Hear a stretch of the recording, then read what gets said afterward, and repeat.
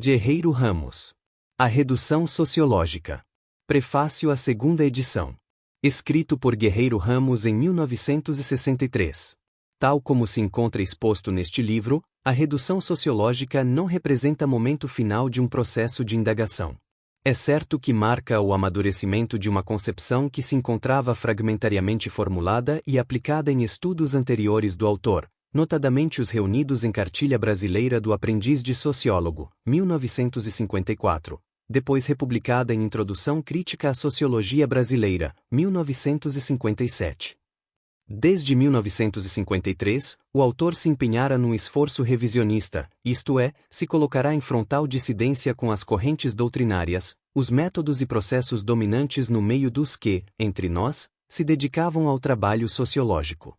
Negavam-se-lhes não somente caráter científico, como ainda funcionalidade, em relação às exigências da sociedade brasileira. No Brasil, dizíamos, o trabalho sociológico reflete também deficiência da sociedade global, a dependência. No caso, a dependência se exprimia sob a forma de alienação, visto que habitualmente o sociólogo utilizava a produção sociológica estrangeira, de modo mecânico, servil, sem dar-se conta de seus pressupostos históricos originais, sacrificando seu senso crítico ao prestígio que lhe granjeava exibir ao público leigo o conhecimento de conceitos e técnicas importadas. Sociologia enlatada, sociologia consular, era em grande parte a que se fazia aqui. Não se tem conseguido, no Brasil, dizíamos em 1954 na cartilha, formar especialistas aptos a fazer uso sociológico da sociologia.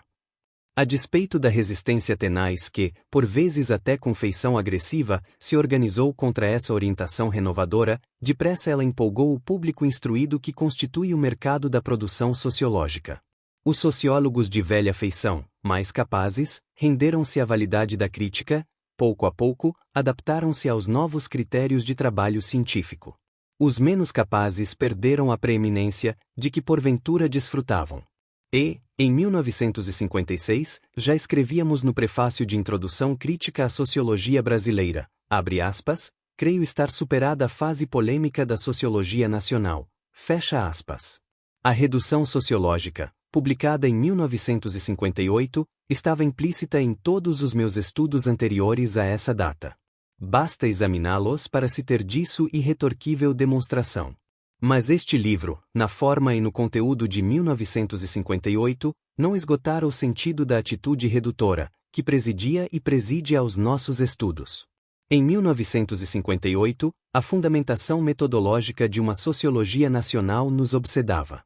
Precisávamos vencer os últimos argumentos a que se recorria contra ela habitualmente, por má-fé, por preconceito, ou por ambas as coisas. Por isso, a redução sociológica, em sua primeira exposição, foi sobretudo um método de assimilação crítica do patrimônio sociológico alienígena. Ao preparar a segunda edição deste livro, advertimos que ele apenas focalizou o aspecto parcial da redução sociológica. Esta não se destina tão só a habilitar a transposição de conhecimentos de um contexto social para outro, de modo crítico, mas também caracteriza a modalidade superior da existência humana, a existência culta e transcendente. A sociologia não é especialização, ofício profissional, senão na fase da evolução histórica em que nos encontramos, em que ainda perduram as barreiras sociais que vedam o acesso da maioria dos indivíduos ao saber. A vocação da sociologia é resgatar o homem ao homem, permitir-lhe ingresso num plano de existência autoconsciente. É, no mais autêntico sentido da palavra, tornar-se um saber de salvação. A redução sociológica é a quintessência do sociólogo. Quem apenas conhece a literatura sociológica universal, sem dar-se conta do que chamo de redução sociológica, dizíamos em 1956, não passa de simples alfabetizado em sociologia, Introdução Crítica à Sociologia Brasileira, página 11. A redução sociológica é qualidade superior do ser humano, que lhe habilita a transcender toda sorte de condicionamentos circunstanciais. Este aspecto ficou prejudicado neste livro. Este aspecto, sob o nome de atitude parentética, focalizamos, no livro reeditado, Mito e Verdade da Revolução Brasileira. E só em obra futura pretendemos apresentar, de maneira mais analítica, o nosso conceito ampliado de redução sociológica, como leitura inteligente do real em suas múltiplas expressões. Podemos, no entanto, salientar 3 sentidos básicos da redução sociológica. Tais são: 1. Redução como método de assimilação crítica da produção sociológica estrangeira. Foi este, como se advertiu anteriormente, o tema por excelência do presente livro. 2. Redução como atitude parentética, isto é, como adestramento cultural do indivíduo, que o habilita a transcender, no limite do possível, os condicionamentos circunstanciais que conspiram contra a sua expressão livre e autônoma. A cultura, notadamente a cultura sociológica, é componente qualitativo da existência superior, em contraposição à existência diminuída dos que, destituídos de treino sistemático, oferecem escassa resistência à robotização da conduta pelas pressões sociais organizadas. Em nosso livro Mito e Verdade da Revolução Brasileira, no capítulo Homem-Organização e Homem Parentético, focalizamos analiticamente esse aspecto, que pretendemos reexaminar em outra oportunidade. 3. Redução como superação da sociologia nos termos institucionais e universitários em que se encontra. A sociologia é ciência por fazer. Presentemente, é o nome de um projeto de elaboração de novo saber, cujos elementos estão esboçados, mas ainda não suficientemente integrados. Reproduzimos em apêndice um texto escrito em 1958, Situação Atual da Sociologia, em que discutimos esta questão. Após a publicação deste livro, o pensamento redutor fez progressos e tende hoje a generalizar-se para domínios outros além do sociológico propriamente. Em primeiro lugar, deve-se incluir na relação dos estudos que se situam no horizonte deste livro, a obra de Geraldo Bastos Silva, Introdução à Crítica do Ensino Secundário, Ministério da Educação e Cultura, Rio de Janeiro, 1959, que é uma análise competente do nosso sistema educacional, à luz do procedimento crítico-assimilativo que aplicamos em vários trabalhos e que, a partir de 1958, chamamos de redução sociológica. A obra de Geraldo Bastos Silva é indicada especialmente para aqueles que têm interesse pela aplicação da nossa metodologia no campo da pesquisa. O Sr. Álvaro Vieira Pinto publicou Consciência e Realidade Nacional, 1960. Sobre esta obra já formulei juízo circunstanciado, que não desejo repetir agora. No entanto, aproveito o ensejo para acrescentar ao que escrevi em Mito e Verdade da Revolução Brasileira algumas considerações. No livro do Sr. Álvaro Vieira Pinto há fragmentos que representam, não raro, excelente ilustração da atitude redutora. O autor a aplica, algumas vezes, de modo feliz, na análise de aspectos sociais. Em seu conjunto, porém, Consciência e Realidade Nacional é, lamentavelmente, esforço frustrado em seus objetivos. Podemos resumir as principais falhas dessa obra. Nela se confunde consciência crítica com pensamento rigoroso. O autor magnifica a consciência crítica, ao ponto de elevá-la a um plano de alta elaboração conceitual, que ainda está longe de alcançar. A consciência crítica de que se trata em meu livro, A Redução Sociológica, e, em seguida, por influência deste, em Consciência e Realidade Nacional, é a consciência crítica da realidade nacional. É fenômeno de psicologia coletiva. Ora, a consciência coletiva, como tal, nas condições prevalecentes hoje, não pode ter as qualificações de pensar rigoroso, seja sociológico, seja filosófico. Está muito longe os dias em que as massas possam vir a adquirir um grau de ilustração tão alto. Por isso, tivemos o cuidado, na redução, de mostrar que a consciência crítica emerge de condições sociais gerais e estruturais, a industrialização e seus principais efeitos, a urbanização e a melhoria dos hábitos populares de consumo. A consciência crítica, no caso, ainda é, e durante muito, um modo subalterno e elementar de pensar rigoroso. Em nosso livro, não se confunde consciência crítica com redução sociológica. Mas o Sr. Álvaro Vieira Pinto confunde consciência crítica com redução filosófica. Neste ponto, comete o erro grave de atribuir a consciência crítica da realidade nacional às categorias do pensamento dialético, afirmando que as induziu da realidade brasileira, o que é, no mais rigoroso sentido da palavra, uma infantilidade. Além disso, inclui a nacionalidade, como o caráter de máxima proeminência, entre as categorias clássicas da dialética. Em consequência disso, foi levado o Sr. Álvaro Vieira Pinto a um fascismo filosófico, com o qual não se pode pactuar. Não tendo assimilado a noção de comunidade humana universal, o Sr. Álvaro Vieira Pinto expôs em Consciência e Realidade Nacional o que chamei de deformação direitista da redução sociológica. Uma reflexão sobre o estado da ciência econômica nos países subdesenvolvidos, à luz da ideia redutora, que merece registro, é o estudo do Sr. Júlio Barbosa, publicado em número da Revista Brasileira de Ciências Sociais, novembro de 1961, intitulado Contribuição à Crítica da Ciência Econômica nos Países Subdesenvolvidos. No México, Jorge Martínez Rios, em estudo publicado na Revista Mexicana de Sociologia, ano 22, volume 2, número 2, 1960, intitulado La Reducción Sociológica como Tarea Metódica, Prática de los Sociólogos Latino-Americanos, mostrou as consequências do método apresentado neste livro para a América Latina.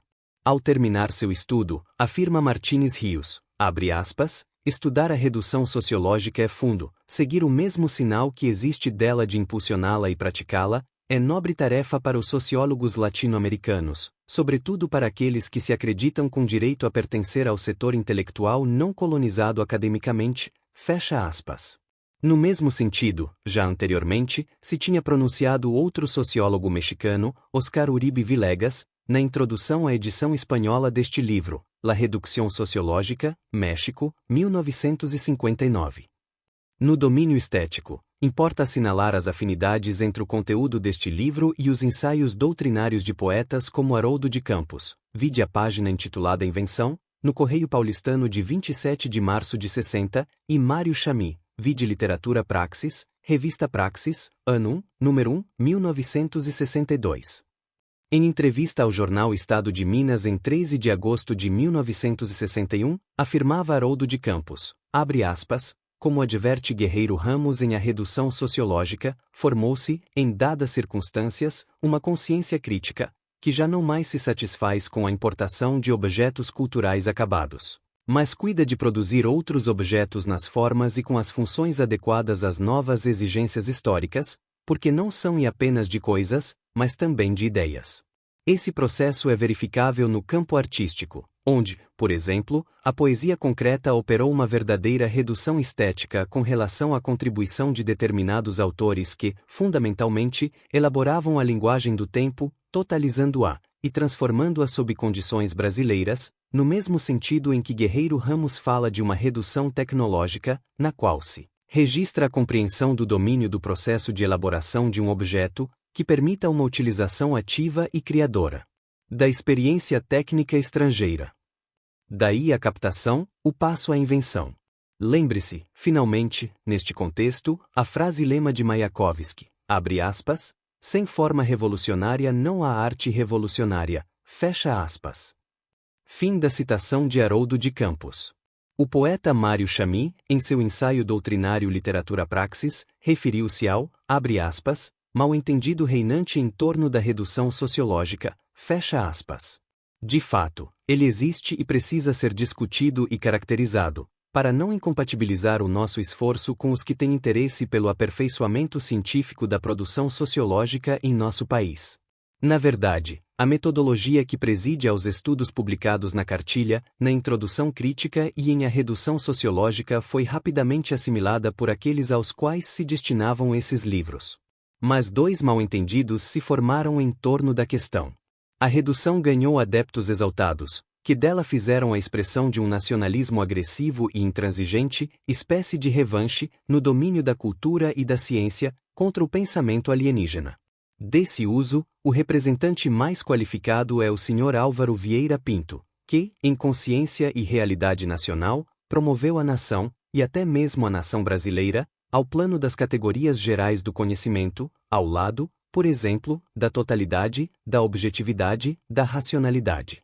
Sobre o sentido revanchista dessas e outras pronunciações pormenorizadamente em outro livro. Em suma, a principal razão do desvio do Sr. Álvaro Vieira Pinto foi não ter assimilado a noção de comunidade humana universal, à luz da qual se concilia perfeitamente o comprometimento do cientista com seu contexto histórico, e o critério da universalidade, sem o qual não existe verdadeira ciência.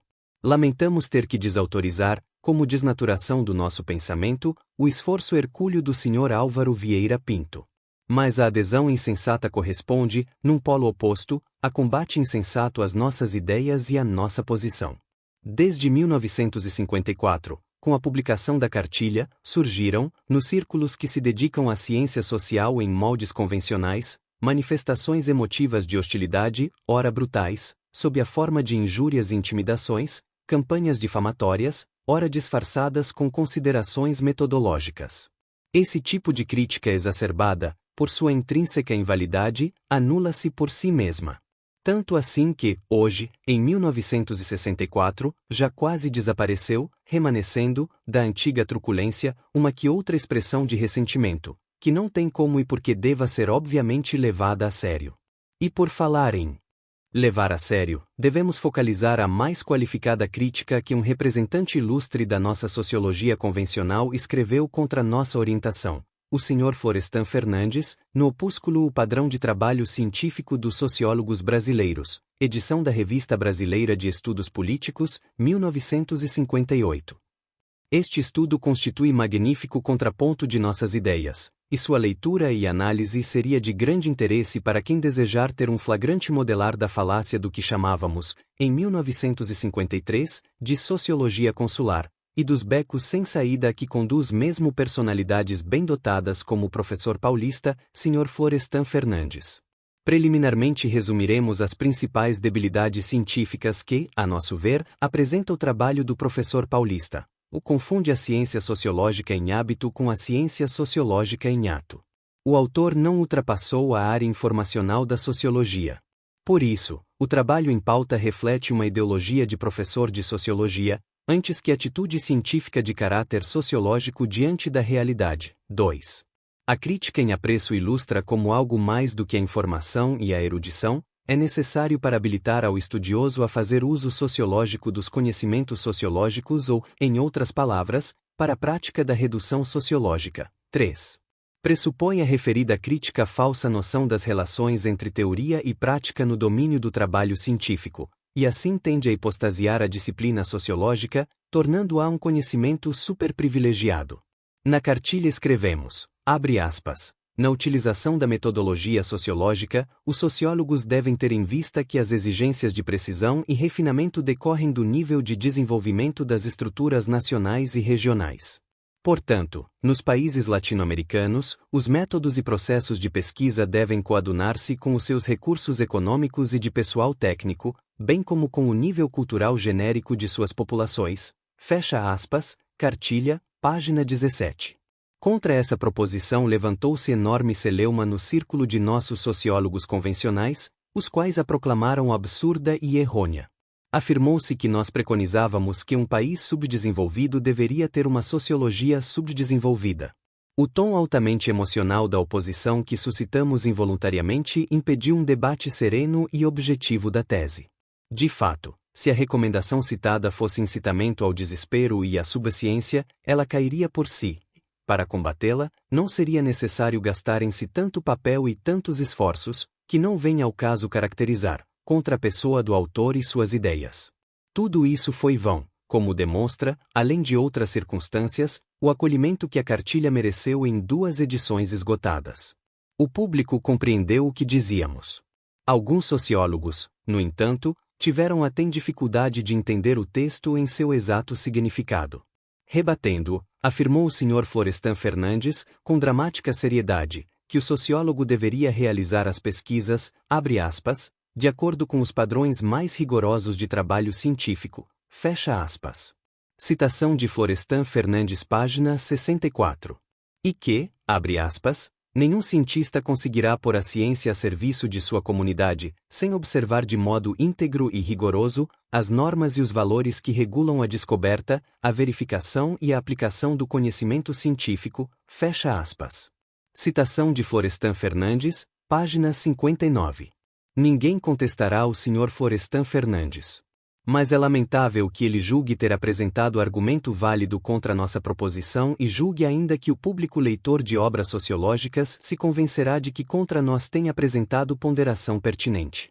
Não merece afinal respeito quem quer que tenha a audácia de proclamar que o sociólogo brasileiro não deve observar, de modo íntegro e rigoroso, as normas científicas. Em trabalho recente, A Sociologia como Afirmação, Revista Brasileira de Ciências Sociais, número 1, 1962, ainda escrevera, citação de Florestan Fernandes, abre aspas, alguns cientistas sociais pensam que devem cultivar um padrão de ensino simplificado e estimular somente investigações sobre a situação histórico-social global, como se nos competisse acumular explicações comparáveis às que o conhecimento do senso comum produziu na Europa, no período de desintegração da sociedade feudal e de instituição da sociedade de classes. Temos de preparar especialistas que sejam capazes de explorar, normalmente, os modelos de observação, análise e explicação da realidade, fornecidos pela ciência, fecha aspas, página 12. Poderá ser considerado apropriadamente cientista social a bizarra criatura a que se referem essas palavras?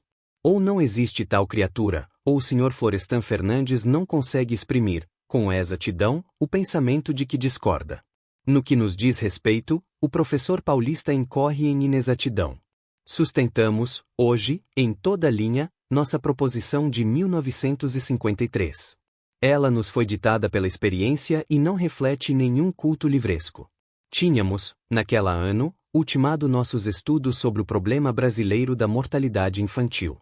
Verificávamos, em certas repartições federais de saúde, a tendência bizantina para adotar no Brasil, e nisso aplicando recursos orçamentários, técnicas refinadas de medição do fenômeno, em voga na Europa. Na França, Bourdieu-Spichat distinguia entre mortalidade infantil endógena, proveniente de causas anteriores ao nascimento, ou do próprio traumatismo do nascimento, e mortalidade infantil exógena, derivada de fatores ambientais. Combatíamos essa tendência. Dizíamos acertadamente que, no Brasil, as causas da mortalidade infantil são grosseiras, portanto, a sua medida não precisava e não podia ter a precisão que seria compreensível nos países em que os seus fatores sociais extremos estivessem razoavelmente controlados. Haverá quem se negue a reconhecer a justeza de nosso raciocínio. O Sr. Florestan Fernandes, em seu opúsculo, não discute a ilustração concreta da cartilha e se compraz em considerações abstratas, que podem surpreender o leitor desavisado. No caso, tínhamos ou não tínhamos razão de aconselhar que os métodos de pesquisa deviam cingir-se ao nível de desenvolvimento das estruturas nacionais e regionais? Claro que sim. Por acaso, o diagnóstico da mortalidade infantil em nosso país deixou de ser menos científico, porque não utilizamos os refinados modelos de Bourdieu-Spichat. Ao contrário, não só não conseguíramos, por falta de condições sociais adequadas, obter a precisão de um coeficiente de mortalidade infantil endógena, como contribuímos para conjurar imaturidade então reinante em certos círculos de especialistas. Não combatíamos a técnica estrangeira, movidos por um nacionalismo revanchista, mas a considerávamos em seu significado episódico, evitando que o seu prestígio nos levasse a ocupar pessoal e a gastos de dinheiro em sua inútil reprodução aqui. Praticamos a redução sociológica, que se aplica igualmente na utilização de todas as técnicas e métodos de pesquisa característicos de centros estrangeiros. Um certo provincianismo ainda muito arraigado no Brasil, mesmo entre os nossos mais eruditos sociólogos convencionais, os impede de distinguir entre sociologia em hábito e sociologia em ato. O Sr. Florestan Fernandes ainda não está pronto. Como diriam os franceses, ainda permanece no âmbito restublar da ciência sociológica. Para comprová-lo, selecionamos algumas de suas afirmativas. Ao invés de pensar num método rigoroso de ajustar as técnicas estrangeiras de pesquisa às nossas condições, declara que estas dificultam o trabalho sociológico. Diz ele, citação de Florestan Fernandes, abre aspas, em face de insuficiência das dotações financeiras, são restritas as oportunidades de aplicação direta de investigações sociológicas empregadas correntemente em centros do exterior. Fecha aspas, Florestan Fernandes, padrão, página 21. O verdadeiro sociólogo não idealiza técnicas de pesquisa, e cumpre até o dever de desaconselhar dotações financeiras para o emprego ocioso ou predatório de técnicas estrangeiras de investigação. Sabe que as técnicas e os métodos são consubstanciais a toda indagação autêntica. O que os sociólogos convencionais pensam ser um problema de recurso é quase sempre um problema de atitude científica genuína.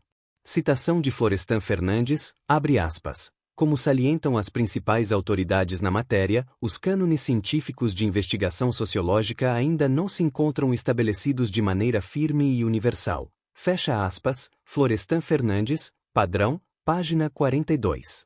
Eis uma afirmativa não só provinciana, como confusa. Que são cânones científicos de investigação sociológica? Se são métodos e técnicas, simplesmente, nunca estarão estabelecidos de maneira firme e universal.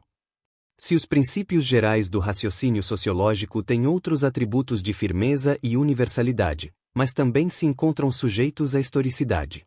O culto indevido aos cânones leva à hipercorreção, a grave engodo, que vitimam todos os que não distinguem a ciência em hábito da ciência em ato. Temos a imagem viva da hipercorreção naqueles eruditos brasileiros em gramática e filologia, que julgam que os cânones do nosso falar, etc. em Portugal, ou nos clássicos portugueses do século XVI.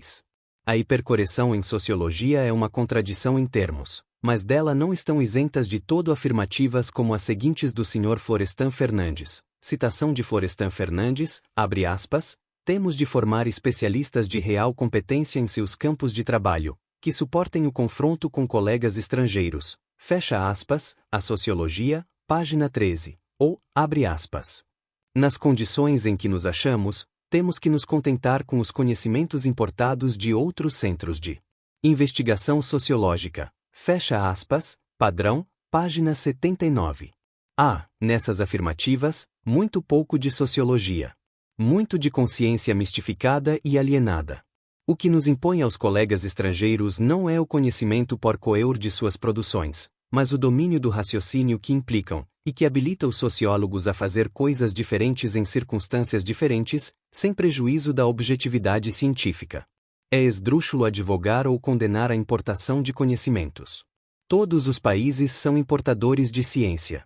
O que se trata, no caso, é de como importar. O sentido da cartilha e de sua metodologia geral, a redução sociológica, não é a solerte e irracional hostilidade ao produto cultural estrangeiro. O que preconizamos é a substituição da atitude hipercorretora em face de tal produto pela atitude crítico-assimilativa. Por isso escrevemos em A Redução Sociológica o seguinte trecho que, apesar de longo, transcrevo, por ser muito pertinente. Citação de A Redução Sociológica, abre aspas, a atitude dos sociólogos que, diante da produção sociológica importada, se comportam como os elegantes e os snobs em face dos figurinos das capitais da moda, também pode ser explicada pela sociologia da coqueterie. Uns e outros, em diferentes graus, é certo, se movimentam no âmbito da consciência ingênua. Ora, o sociólogo genuíno é, exatamente, aquele que, por profissão, é portador do máximo de consciência crítica diante dos fenômenos da convivência humana. Por conseguinte, em um país periférico, o avanço do trabalho sociológico não se deve avaliar pela sua produção de caráter reflexo, mas pela proporção em que se fundamenta na consciência dos fatores infraestruturais que o influenciam.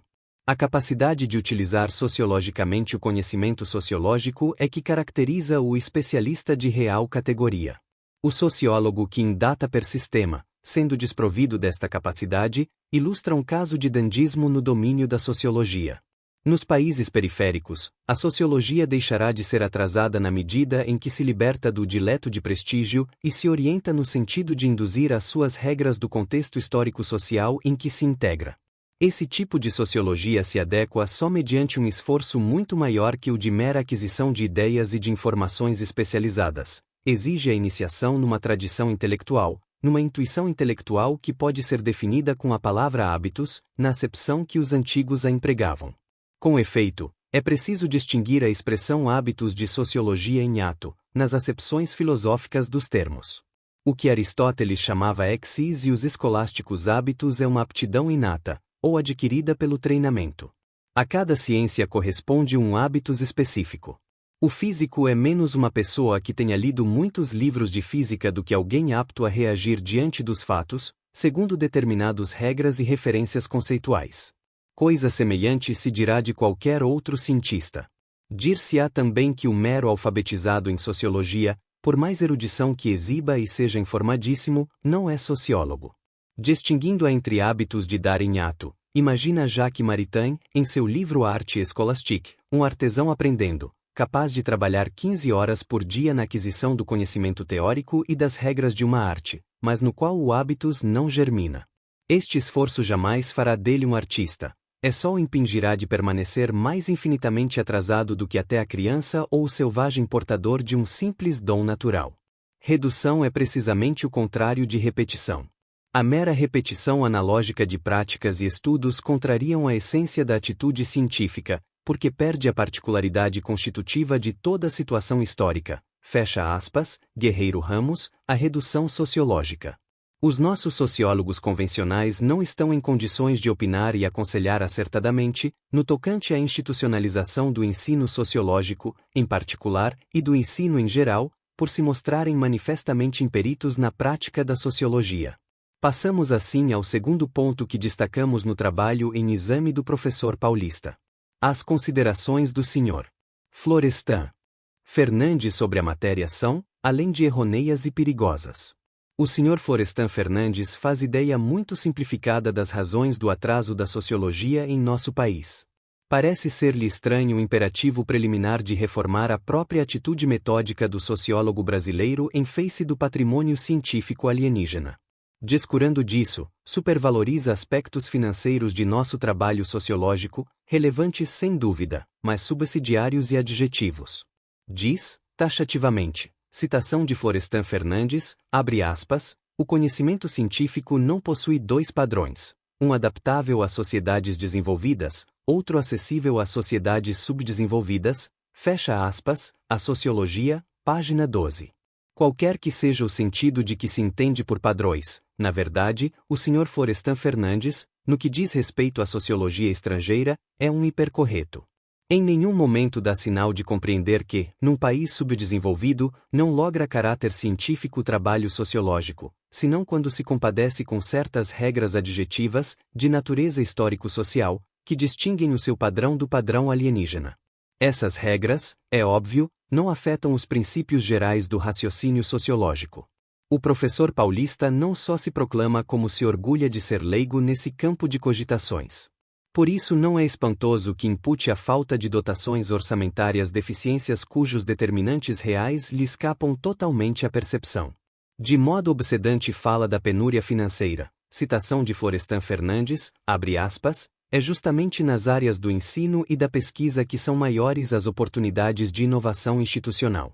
Há elementos perturbadores da situação em que nos encontramos por causa da penúria de meios financeiros, pedagógicos e humanos, fecha aspas, a Sociologia, página 10. Toda sociedade subdesenvolvida é definida por um complexo geral de penúria. Há penúria de alimentos, de habitação, de bens e serviços de toda espécie, penúria de recursos para as atividades científicas de todo gênero. De todos os homens de ciência, o sociólogo é justamente quem deveria particularmente compreender que a penúria, só podendo ser erradicada pelo esforço coletivo de produção, cabe-lhe subordiná-la à atividade científica às prioridades sociais, o que é possível sem sacrifício do rigor. Pedir recursos orçamentários para o trabalho sociológico, sem consciência sociológica, crítica, do problema social global dos recursos, é prova inequívoca de um delito contra a sociologia.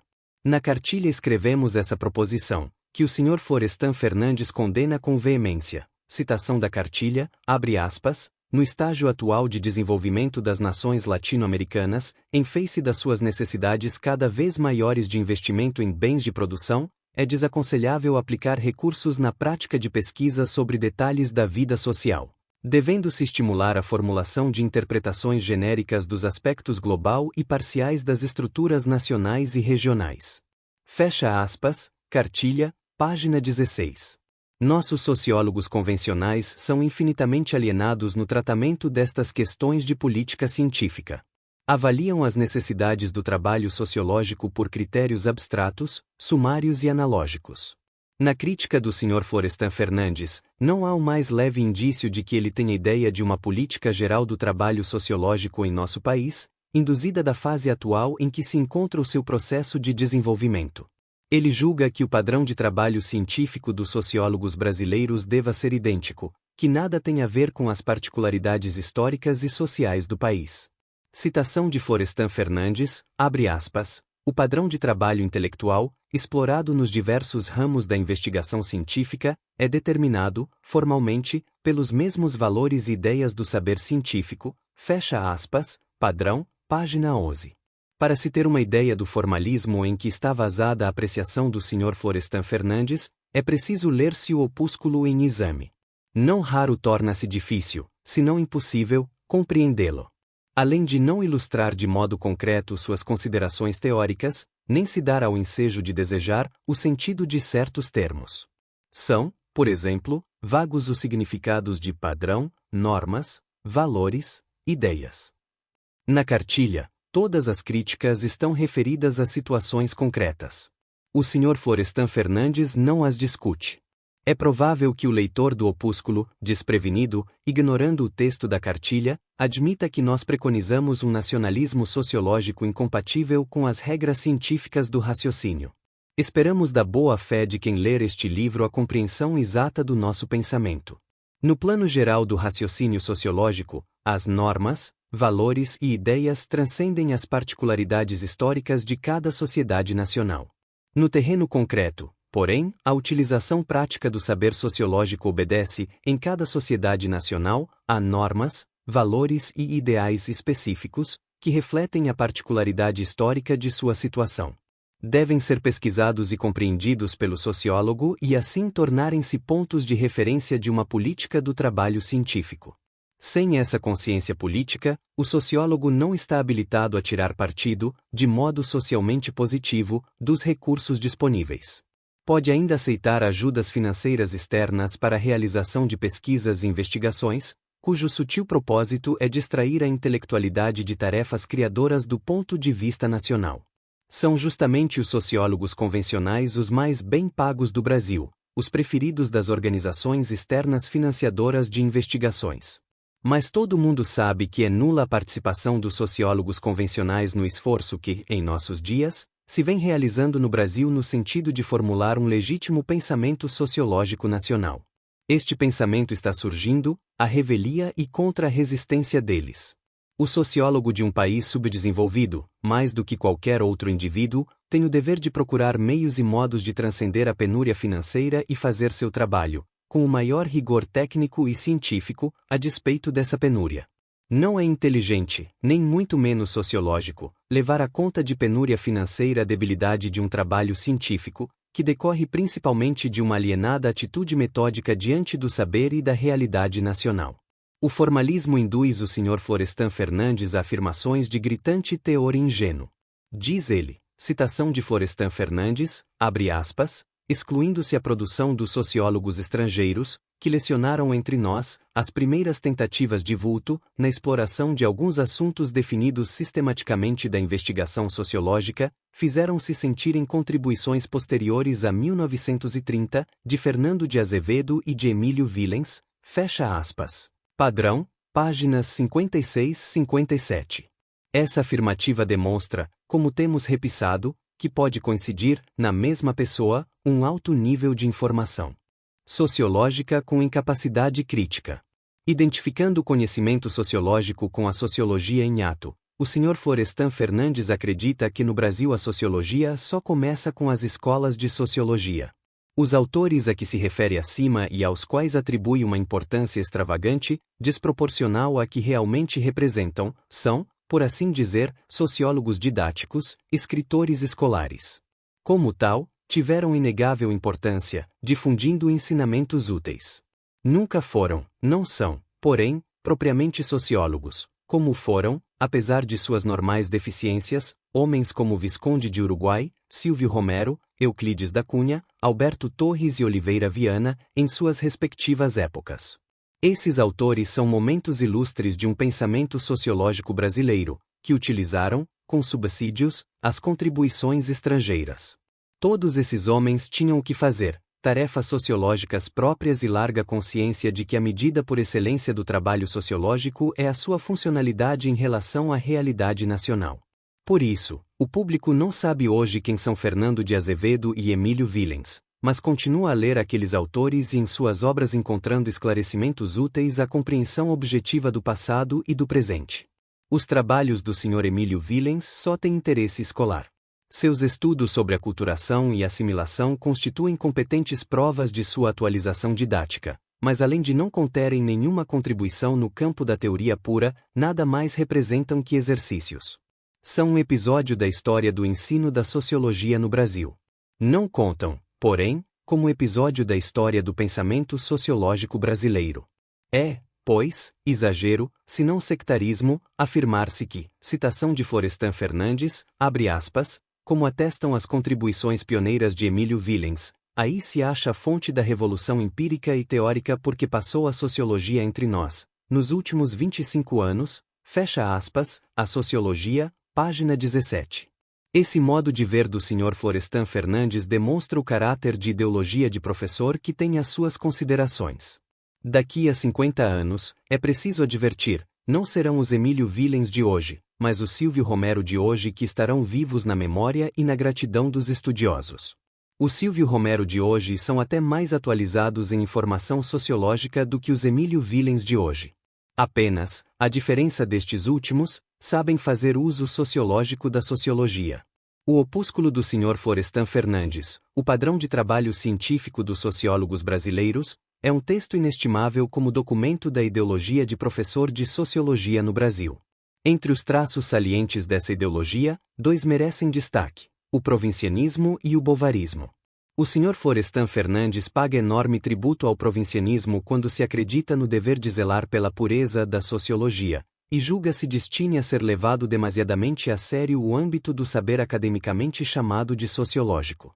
Por isso, típico sociólogo convencional, estranha, citação de Florestan Fernandes, abre aspas, os especialistas que defendem uma espécie de deformação filosófica da natureza do ponto de vista sociológico, fecha aspas, padrão, página 61.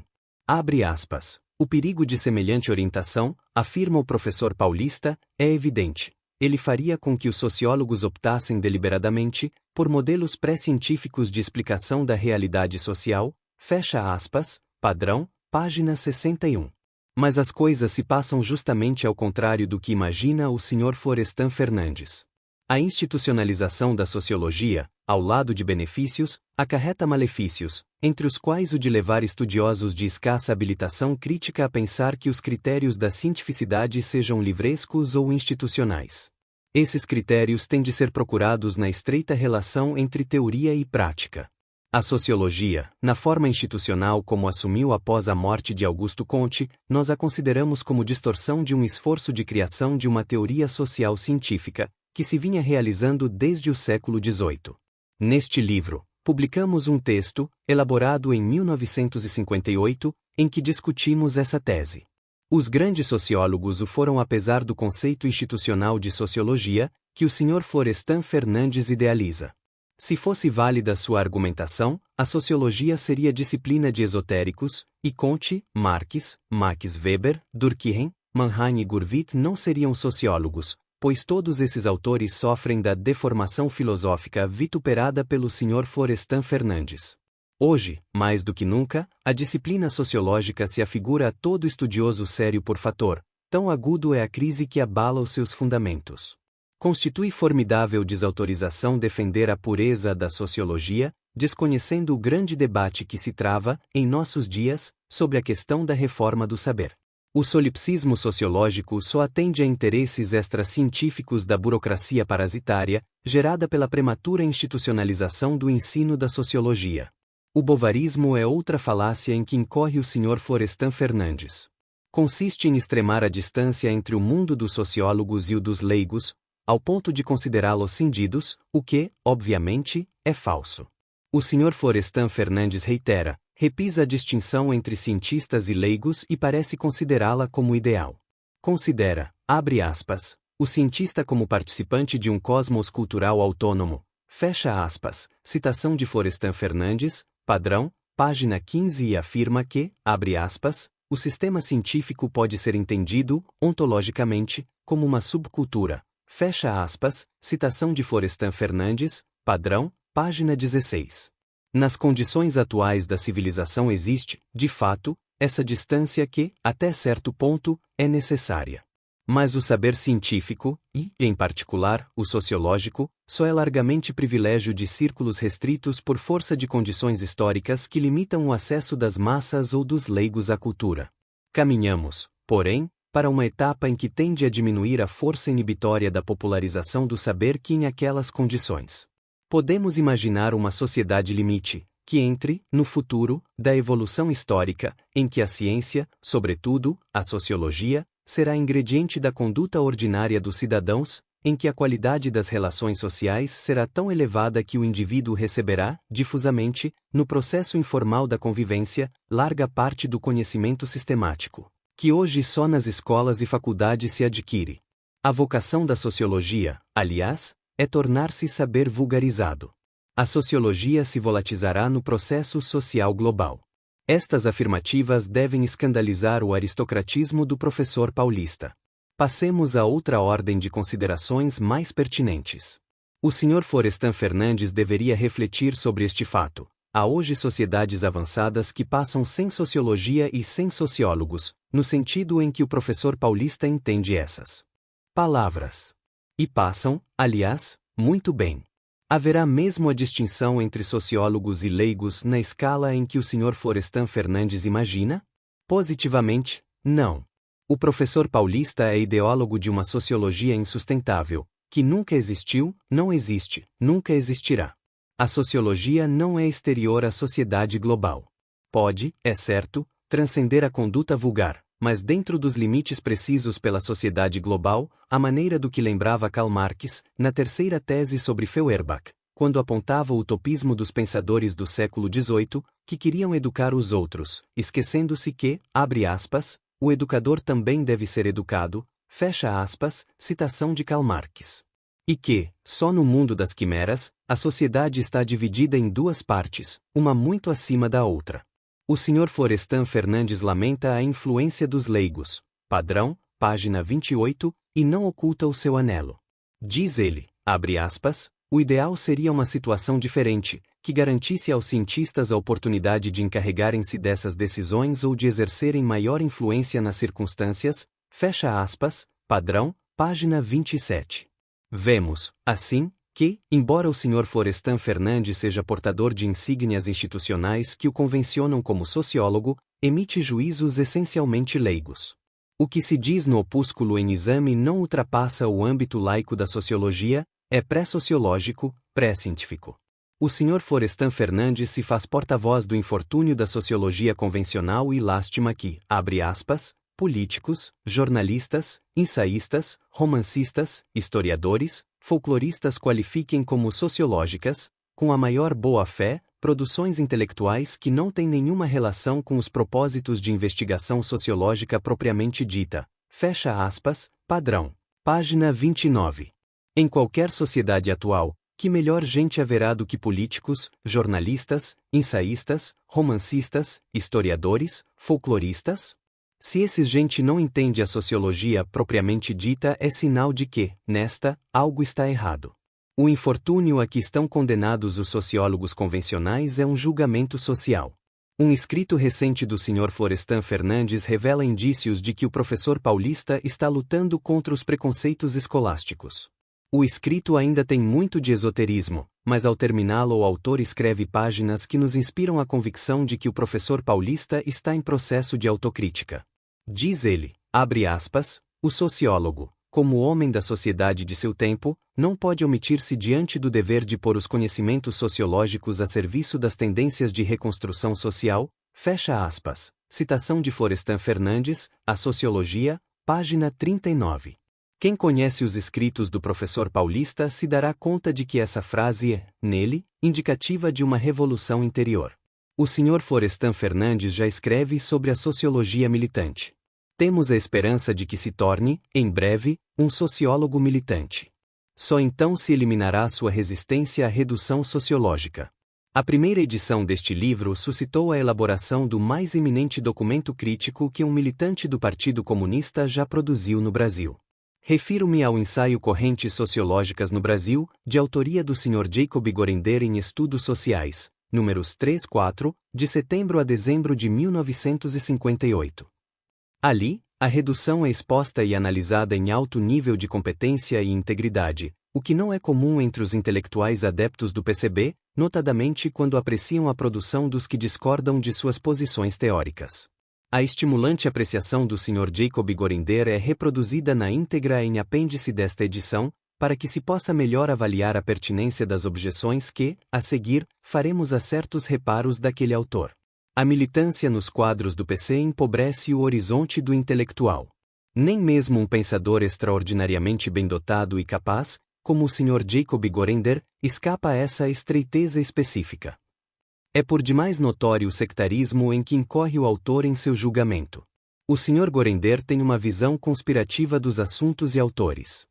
A partir de circunstâncias muitas vezes extrínsecas e fortuitas aos assuntos e autores, passa a inferências teóricas e ideológicas inexatas, e até pueris, inspiradas pela deformada imaginação conspirativa. O Sr. Gorender não oferece nenhuma objeção à parte essencial do livro, isto é, aquela em que definimos a redução e formulamos as suas leis, e parece mesmo estar de acordo conosco neste ponto.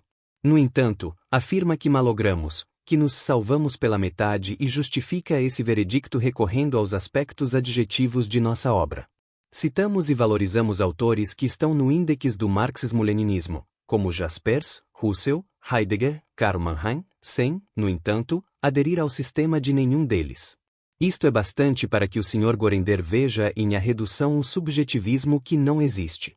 Pode-se não ser hegeliano, é o nosso caso, mas, não digo ignorar, como não incorporar ao esforço de elaboração teórica em nossa época algumas válidas contribuições de Hegel. Receio que os marxistas-leninistas lancem condenação de plano sobre a obra de Heidegger, largamente porque o filósofo foi, há alguns anos, reitor de universidade alemã durante o regime nazista. Não podemos conferir seriedade a uma tal visão policial dos assuntos filosóficos e sociológicos. Sartre superando essa debilidade em certas análises de Georges Lukács, as quais o levaram a escrever, citação de Sartre, abre aspas. V. de Lukács. Para ele, o existencialismo heideggeriano se transforma em ativismo sob a influência dos nazistas. O existencialismo francês, liberal e antifascista, exprime, ao contrário, a revolta dos pequenos burgueses tiranizados durante a ocupação. Que belo romance! Desgraçadamente, ele negligencia dois fatos essenciais. Primeiramente, existia na Alemanha pelos mesmos uma corrente existencialista que repudiava qualquer coalizão com o hitlerismo e que, entretanto, sobreviveu no Terceiro Reich, a de Jaspers. Porque esta corrente não se conformara com o esquema imposto. Teria, como o cão de Pavlov, um reflexo de liberdade? Em segundo lugar, existe um fator essencial em filosofia, o tempo. Dele se necessita muito para escrever uma obra teórica. Meu livro, O Ser e o Nada, ao qual se refere explicitamente, era o resultado de pesquisas empreendidas desde 1930. Eu li pela primeira vez Husserl, Seller, Heidegger e Jaspers, em 1933, durante estágio de 1 ano na Casa de França em Berlim, e foi neste momento, portanto quando Heidegger devia estar em pleno ativismo, que sofri sua influência. Enfim, durante o inverno de 1939-1940, estava já de posse do método e das conclusões principais. E o que é o ativismo senão um conceito formal e vazio que permite liquidar, ao mesmo tempo, certo número de sistemas ideológicos, que só têm semelhanças superficiais entre si?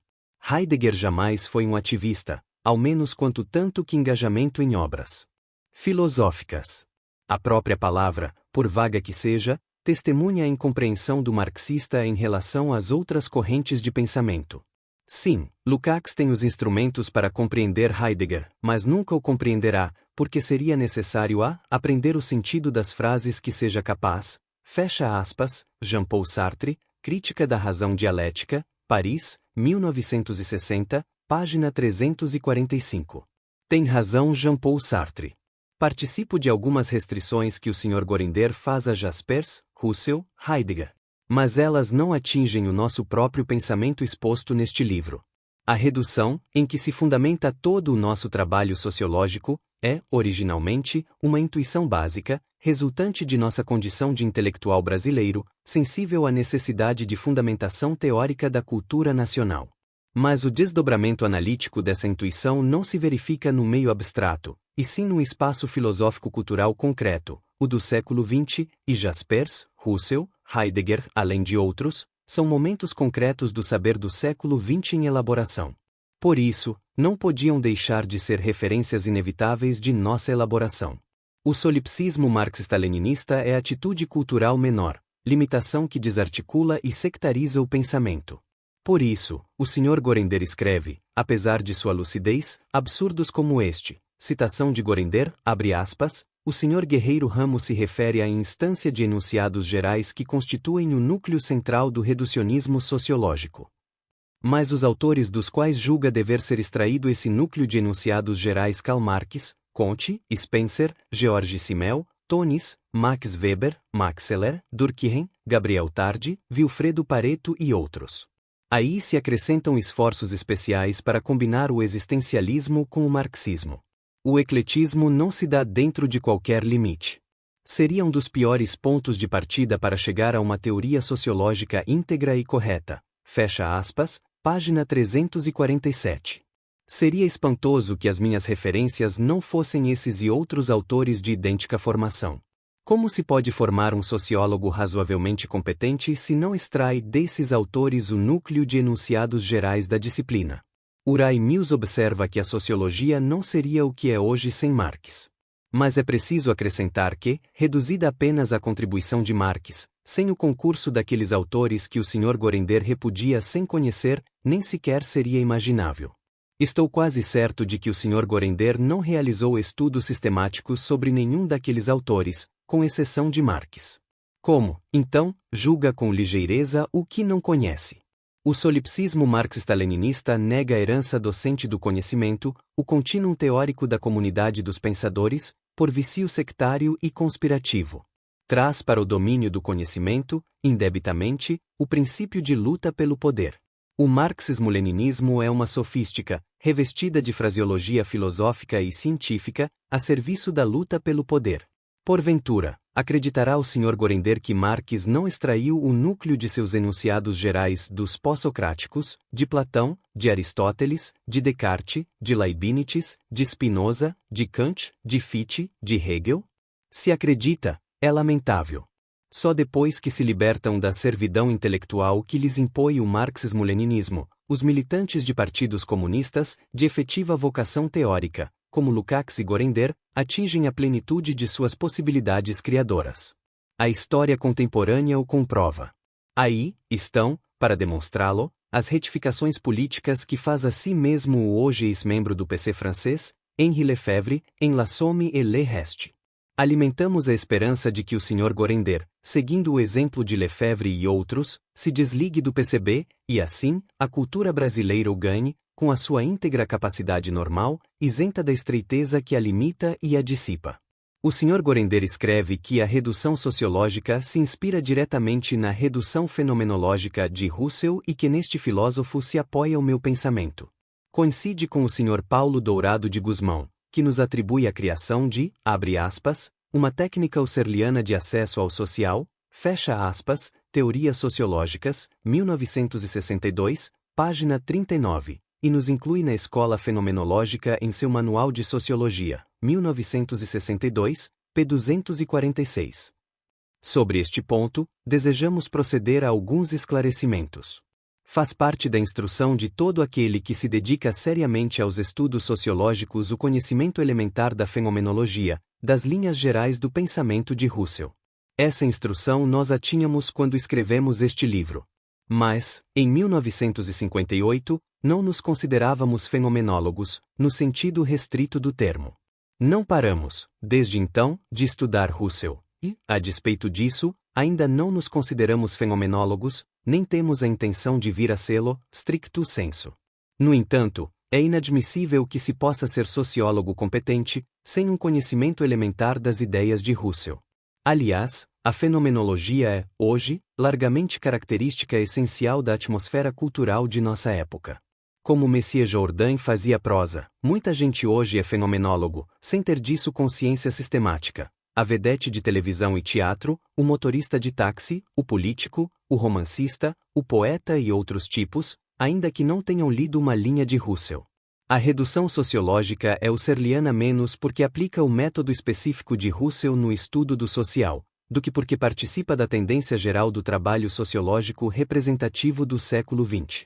As críticas procedentes que o Sr. Jacob Gorender faz a Russell não nos atingem. Não nos cabe respondê-las, porque não é uma briga nossa, é uma briga dos outros. Quem objeta a Hegel não objeta necessariamente a Marx. No entanto, Marx era hegeliano em duplo sentido, tinha instrução a respeito da doutrina de Hegel e respirou em ambiente cultural impregnado de hegelianismo. Ao elaborar este livro, não tivemos o propósito de aplicar o método husserliano ao estudo do social como teve Gurvit ao escrever os ensaios que constituem Morale Theorie e Science des Mœurs, 1937, Ensaios de Sociologie, 1938, e, mais recentemente, René Tollemon, L'essence de la société selon Rousseau, 1962, e como parece admitirem o Sr. Jacob Gorender, Carlos Cossio, em carta ao sociólogo baiano Machado Neto, Benedito Nunes, em elucidativo estudo reproduzido em apêndice, e o distinto. Professor Paulo Dourado de Guzmão.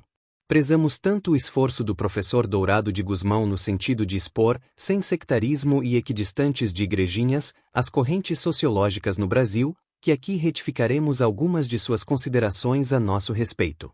O professor Dourado de Guzmão diz, com pleno cabimento, que, em A Redução Sociológica, citação de Dourado de Guzmão, abre aspas, nota-se a influência do historicismo alemão e da fenomenologia da qual já foi aproveitada a técnica da redução, fecha aspas, Introdução à Sociologia, 1959, página 184.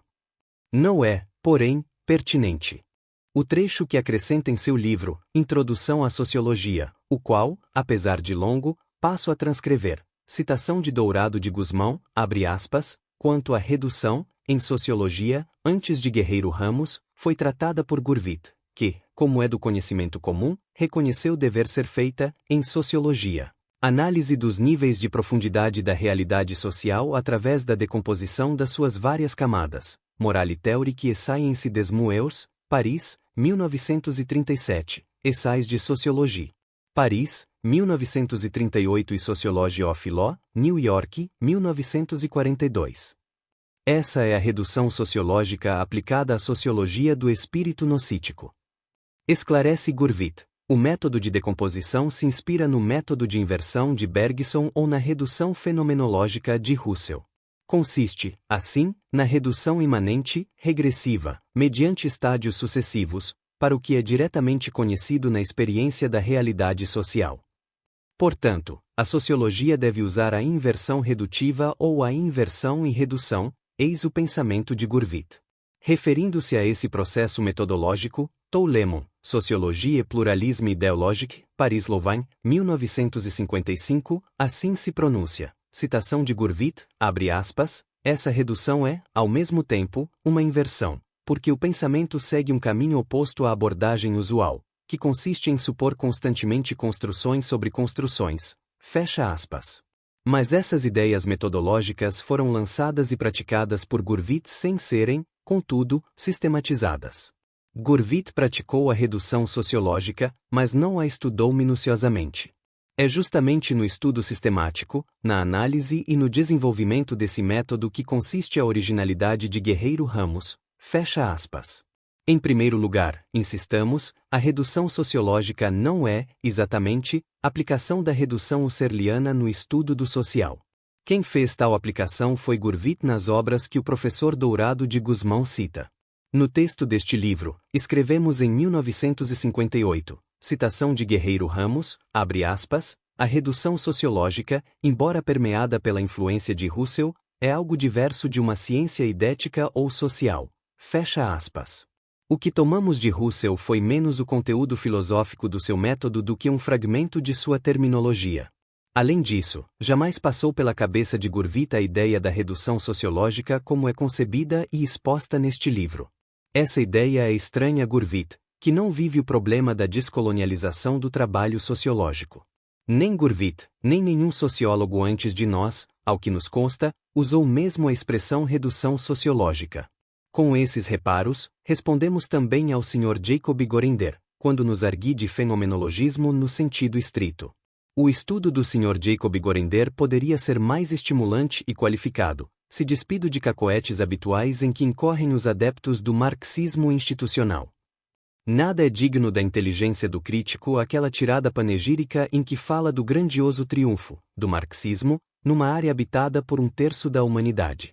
É ridículo atroar referir a Marx o marxismo-leninismo e certas boçalidades que, na União Soviética e outras repúblicas populares, se pretendem impingir como manifestações filosóficas. É extemporânea a defesa que o Sr. Jacob Gorender faz do marxismo. Não somos nem marxistas, nem antimarxistas. Somos pós-marxistas, como Marx foi pós-hegeliano, pós-feuerbachiano. Não somos solipsistas. Chamar de eclético a redução ao causar-nos de pretender fazer acondicionamentos de uma teoria em outra, porque circulamos em áreas diversas das correntes filosóficas de nossa época é completamente estapafúrdio. O saber também tem história. Como esforço de atualização do saber, o marxismo transcende Marx, o existencialismo transcende Heidegger, Jaspers, Sartre, a fenomenologia transcende Russell. Marx jamais teve o projeto de elaborar o marxismo. Seu projeto foi o de liquidar os anacronismos vigentes no pensar filosófico de sua época, e, por isso, cedo modo, antecipou a fenomenologia e o existencialismo. Ao contrário do que afirmou o Sr. Gorender, não desconhecemos que Marx viu, antes de Russell, citação de Marx, abre aspas, a influência recíproca entre sujeito e objeto, fecha aspas. Expressamente, chamamos a atenção para esse ponto em nota de arredução, na página 160 da edição de 1958, em que escrevemos, abre aspas, o autor pensa que é possível demonstrar que Marx, numa terminologia distinta da de Heidegger, concebia, a seu modo, o homem como ser no mundo, fecha aspas. Rica de antecipações do existencialismo, são as páginas do manuscritos de 1844. Não podemos deixar passar sem veemente refutação o compromisso com a burguesia que o Sr. Jacob Gorender vê, indevidamente neste livro. Ao contrário do que pensa o Sr. Gorender, não temos, nunca tivemos nada de comum com os esebianos de que fala em sua crítica. Jamais levei a sério as elucubrações cerebrinas de certos intelectuais menores, pivetes do desenvolvimentismo burguês. Leia o Sr. Gorender o que escrevemos sobre a falácia do nacionalismo burguês em O Problema Nacional do Brasil, publicado em Princípios do Povo Brasileiro e Mito e Verdade da Revolução Brasileira, a filosofia do guerreiro sem senso de humor, e sobre o desenvolvimento, em A Crise do Poder no Brasil. Além do mais, a nossa saída do ISEB, em 1958, a cujos antecedentes alude o Sr. Gorender, serve de cifra para que se possa alcançar as razões existenciais de nossa posição. O ponto de vista proletário é a referência básica de nosso pensamento sociológico. Não vê isto o Sr. Gorender em A Redução, não propriamente por má fé como certos escribas, mas porque não deu devida atenção ao conceito de comunidade humana universal, que preside ao nosso pensamento em geral e, em particular, neste livro. Não se situa no ponto de vista proletário um estudo apenas porque contenha referências expressas ao proletariado, à classe operária. O contrário pode mesmo acontecer. Citação de Guerreiro Ramos de trecho da Redução Sociológica, abre aspas, o compromisso de que se fala aqui, na medida em que seja sistemático, situa o cientista no ponto de vista universal da comunidade humana, fecha aspas. Este ponto de vista engloba o da classe operária. Este ponto de vista é o da totalidade. A categoria cardinal do pensamento, para Marx, não é a classe operária, é a totalidade. A classe operária é aspecto concreto, episódico, da totalidade. Citação de Lukács, abre aspas. Não é a predominância dos motivos econômicos na explicação da história que distingue, de maneira decisiva, o marxismo da ciência burguesa, é o ponto de vista da totalidade. Fecha aspas, História e Consciência de Classe, 1960, página 47. E acrescenta, citação de Lukács, abre aspas. O que há de fundamentalmente revolucionário na ciência proletária não é somente o fato de que opõe à sociedade burguesa conteúdos revolucionários, mas, sobretudo, a essência revolucionária do próprio método. O reino da categoria da totalidade é o portador do princípio revolucionário nas ciências, fecha aspas, História e Consciência de Classes, páginas 47 e 48. Muita gente pensa que a prática da ciência revolucionária requer a idolatria de fetiches verbais. Se um texto sociológico não contém a expressão classe operária, não é revolucionário. Mas essa é a maneira de pensar que caracteriza o estulto, não o homem da ciência. O Sr. Jacob Gorender não é estulto, mas é companhia em nada que impede que os seus trabalhos, e em particular a crítica em exame, atinjam a qualificação de que seria naturalmente capaz, não fosse a servidão partidária que o empobrece intelectualmente. O presente livro teve calorosa acolhida em círculos dedicados à pesquisa tecnológica. Registramos aqui e reproduzimos em apêndice a significativa contribuição de um dos mais respeitáveis engenheiros do país. As notas que nos ofereceu e as considerações que emitiu são relevantes, pois sublinham implicações da redução sociológica não minuciosamente focalizadas na edição de 1958. O engenheiro salientou que, no Brasil, de longa data, mesmo em sua fase colonial, se praticava a redução. Onde houve prática, houve redução. Nossos agricultores, por exemplo, na labuta direta com a natureza, tiveram consciência de que os processos estrangeiros de lavoura nem sempre eram adequados às nossas condições, assim, diante deles, assumiram uma atitude redutora. Até estrangeiros, desde que, como Louis Couty, H. A. Milek e muitos outros identificados, pela prática, com as peculiaridades do país, reconheceram, já no século passado, o imperativo de assimilação crítica da ciência e da técnica. A redução tecnológica precedeu a redução sociológica. Isto porque, na sociedade arcaica do passado, a redução era exigência setorial, ali onde o esforço produtivo da população esbarrava em problemas em que se patenteava claramente o conflito entre as regras, normas, modelos e processos importados e a nossa realidade. Esses problemas se resolviam empiricamente. Todavia, o caráter reflexo que definia globalmente a antiga estrutura social não possibilitou que se tomasse consciência sistemática da redução, como acontece hoje entre nós.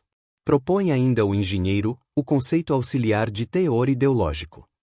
As resistências à redução tendem a diminuir quanto menor for o teor ideológico do problema. É mais fácil adaptar uma técnica agrícola do que um estatuto jurídico. A contribuição do engenheiro consta de breves considerações gerais, de uma pesquisa no Jornal do Agricultor, de 1879 a 1884, e de notas colhidas em diferentes fontes. É reproduzida em apêndice deste livro pelo seu inestimável valor ilustrativo. Importa finalmente assinalar que integram esta edição 2 pronunciamentos que proferimos na 16ª Assembleia Geral das Nações Unidas, em 1960, na qualidade de delegado do Brasil, e que tratam da questão de patentes e da situação social do mundo. Ambos aplicam concretamente a metodologia exposta neste livro. Na presente edição conservamos o texto de 1958, no qual corrigimos alguns erros de citação e introduzimos pequenas alterações de forma. Excluímos do texto os 2 capítulos finais que tinham, naquela data, apenas interesse ilustrativo. Essa exclusão, que não altera a essência da obra, está plenamente compensada com os estudos incorporados como apêndices à presente edição. Guerreiro Ramos. Rio de Janeiro, 11 de agosto de 1963.